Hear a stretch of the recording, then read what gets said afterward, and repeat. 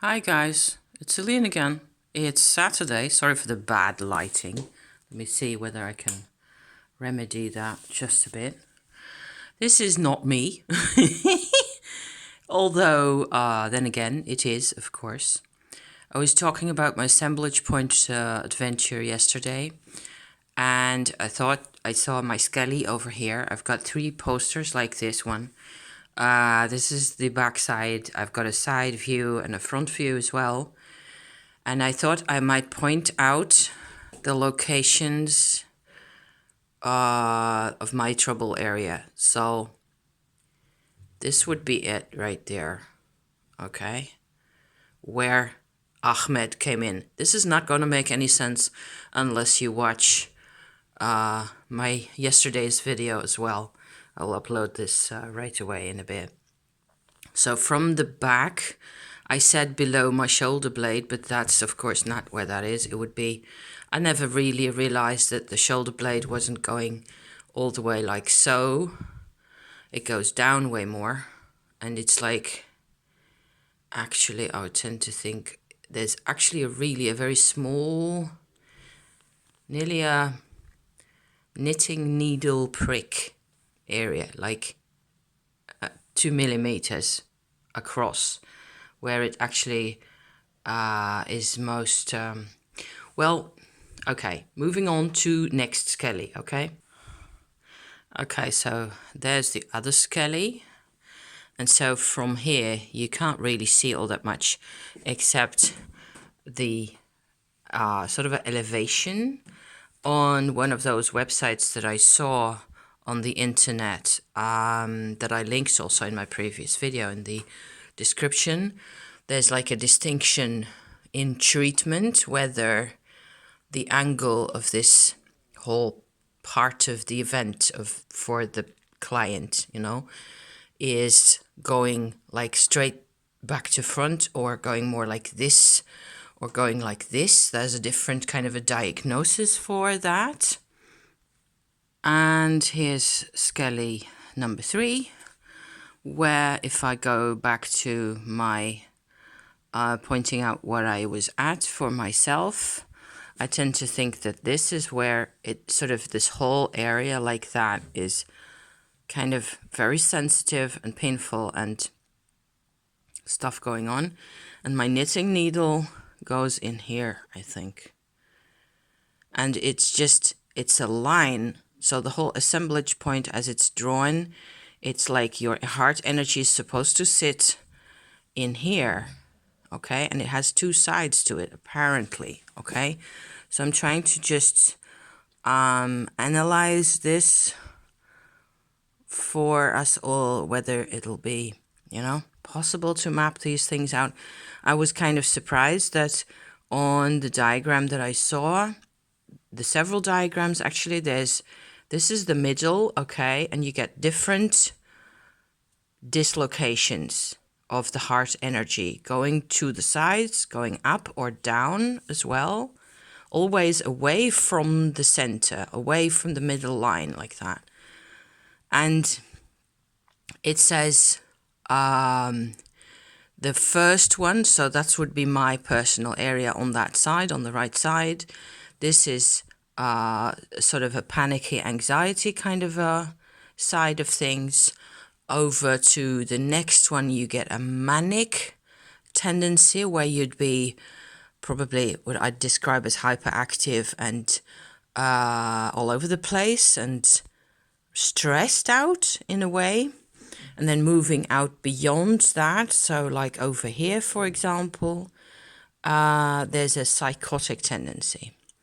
Down to over here, there's another point for anxiety on the chart that they give. I'll stick the link in the description again, so you can compare what I'm saying here. And down here, where there's also all sorts of points, I mean, it just nearly always hurts, right? Or it's like it's drawing my attention to it even as I stand here. I have no organ problems at all. I have no skin problems. Everything's fine on the outside. So medicine-wise. except that there's, areas that are just really very sensitive. And so I was noticing that what I came here also to point out to you with this skeleton figure here is that there's a position, it becomes like, so anxiety, manic, psychotic. It's like it becomes more dissociated and also more active, going towards the outside.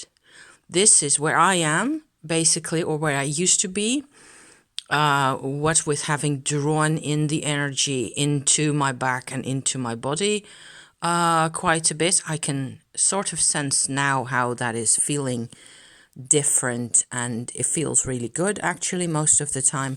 It's also like I'm becoming aware of all the possible points where it can hurt. It's just like it's not over in a day when you spent 55 years being being dislocated. But so I was just trying to understand the diagram that they give you. Okay, so going from total receptive anxiety where you can't do anything out towards finally like a complete delusional, carried away kind of a state. And down here is where the depression sits. So the belly area being in here, having much more to do with depression, resistance, anger. This is fear, this is anger. So in a way, but it's still your energy, your heart energy shouldn't be sitting in there. I think it's a fantastic tool. I'm only now sort of starting to appreciate how it all feels really, I think, and how much you might actually be able to do with this, and how there's quite a number of people online who are working with this all over the world. And I haven't been able to find much of an origin for this treatment. The way people go about this is with crystals, quartz crystals, I assume, rock crystal kinds of stones, because they give a lot of, decided to come back out here to the backside of him. They give quartz crystals will help with detoxing and generally straighten you out. So they will always, it's kind of like, in my interpretation so far, what I've worked with smoky quartz and citrine and clear quartz, any kind really. The simplest types, or also celestial versions of the crystals, which is just like a different history for the crystal. The crystal's more complex that way when it's an celestial. All those types, they create like a straight line, the straightest possible line from A to B, where I think that's a useful thought to be having actually, because it's the same thing that Tumo does, or Shakti, where our energies are all messed up from our past and from trauma and from being impacted literally. And what you get is basically, so on the back of him, it's what a broken heart looks like. A really broken heart. If it lasts very long, it doesn't get fixed, it doesn't get repaired. What you have is sort of a smattering of fragments of energy. It's actually really concrete that way. And what a crystal will do, similar to what Shakti energy tries to do and what Tumo does much more effectively, because that's what it's for, is it just creates like, okay, so I'm all over here like this. It will create the alignment for you. Instead of being like this or like whatever points in space, messed up, maybe even outside the body, like it was for me.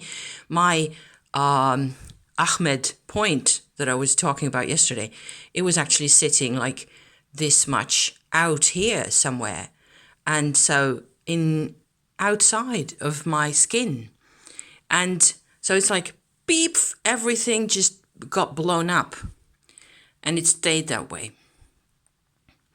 I think it's an interesting approach, really interesting. And I felt, what with having my coffee this morning and looking at Skellie here, I felt like, okay, so this is one way of pointing out to you what it is that I'm on about. So a sequel to yesterday's episode. Thank you for watching, and, I'll be back with more as usual. See you then. Thank you. Bye-bye.